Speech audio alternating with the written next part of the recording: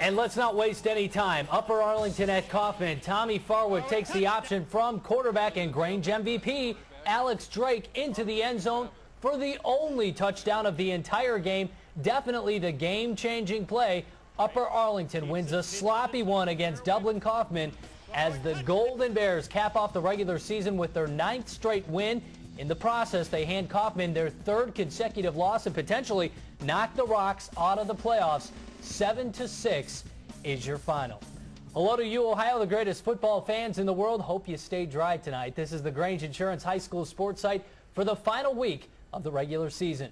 Joined alongside my partners for this and every sports site, JJ from JJ Huddle and the captain, Jerry Rosinski. And guys, we start with our big game breakout. Low-scoring affair here, Jerry, tonight. And I guess Mother Nature has a way of neutralizing the football game, doesn't she? Absolutely, but Upper Arlington, I think one of the best teams you're going to find in the state. No superstars out there for them. They had some injuries early in the season. They lose their first game of the year. Again, with no big marquee names on that team, all they do is keep winning football games. They're marching into the playoffs in the right frame of mind. And, JJ, they look pretty good heading into the playoffs. I mentioned 9 straight wins. Their only loss to Pickerington Central. Yes, and that was week 1 when a lot of things are getting jumbled about that time. But I'll tell you what, this is a different Upper Arlington team. They've improved every single week. They had to go through almost a swimming pool. It's so wet out there tonight. But they come through 9-1, and they're looking forward. I know my goal's a happy man tonight. Absolutely. Jerry, you look at Kaufman, pretty one-dimensional this year, running the football. They got away from the pass that we were so good at last year. But give them credit, their season on the brink, they tried to make a game of it tonight. You can't just reload when they had the kind of losses that they took from this past season. All those scholarship type guys that they were losing. You know, Mike Adams, the great offensive lineman. You think about Stout at quarterback. Those guys, you just don't replace them. But they're a solid program. 7 in a row to start the season. Something can be said for that. I think they got fatigued at the end of the year. Absolutely. All right, ONN's Katie Witham is in Dublin with Mike Golden and the victorious Golden Bears. Take it away, Katie. Coach, a wet, hard-fought game. How important was this win for your team tonight? Well, I think it was important to win going into the playoffs. We won the league last week and for a share of it, and we wanted it all by ourselves. And I think it was a tough week emotionally, wouldn't you say, Alex? And you know, I don't know that we ever got into it till tonight. And once we did, we fought hard. We weren't going to be denied, and I'm really proud of the kids. Well, this is definitely a tough physical game. How does a win like this set you up for the playoffs? Well, I mean, it gets us to a chance for a real high seed. And, you know, this team, when we play well, we really, really are difficult to beat. And I tell them that all the time. And they just made themselves unbeatable in the second half. Thanks, Coach. Congratulations. Alex, a great game for you. How much of the weather was a factor in tonight's game? It was a big factor. I don't think we played in rain before this year, and it's cold and rainy.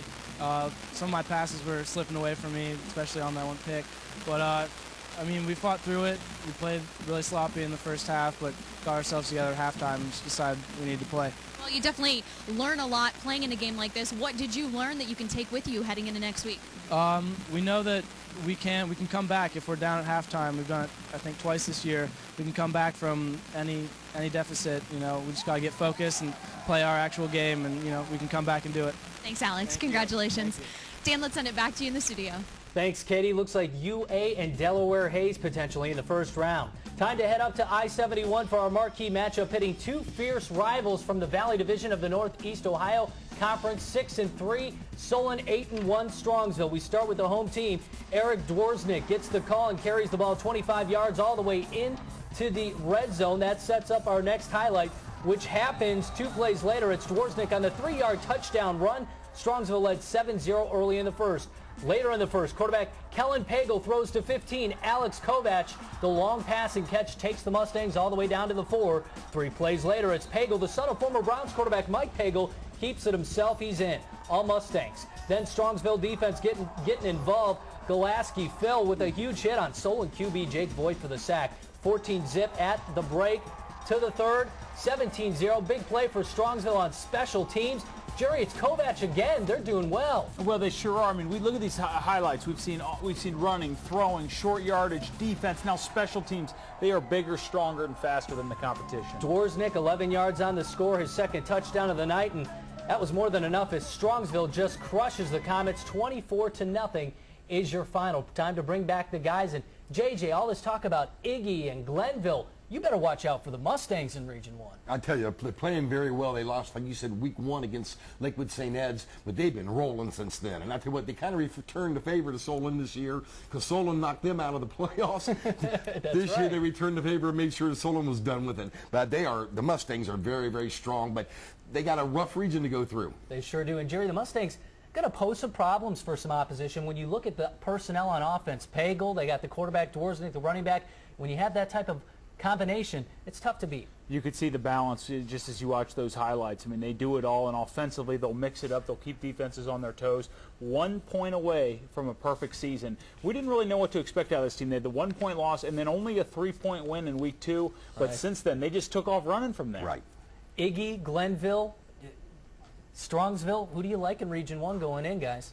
I still Ask like him, not me. I like St. Ignatius. I just do because I think they've improved. And Glenville's very good, so strong. But I like St. Ignatius. I've changed. Early in the season, I said Ignatius. I've reversed that. I'll go Glenville out of Region 1. I think I'm going with the Tarblooders, too. It should be interesting, and we give Strongsville no love. Yeah, we watch all those highlights. I say all those How about comments, and none of us say that. All right, our marquee man in the field, Tony Castricone, was at tonight's marquee matchup and has more now from Strongsville.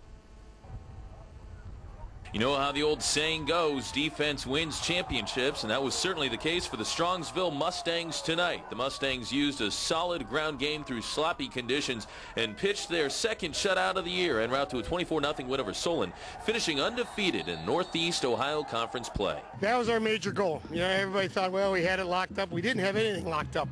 This is the first NOC championship for us. It's great. These kids have won 9 games in a row. Now we can think about the playoffs. It's not hard to notice how aggressive the Mustang defense is. That unit has really improved as the year's gone along, and a big reason is first-year defensive coordinator Nick Toth, who comes to Strongsville from Frank Solich's program at Ohio University. I guess it's the confidence that they have, and what Nick has brought is total confidence with our kids, with our coaching staff. He's really a great guy as far as getting along with the kids and putting them in a position to have success.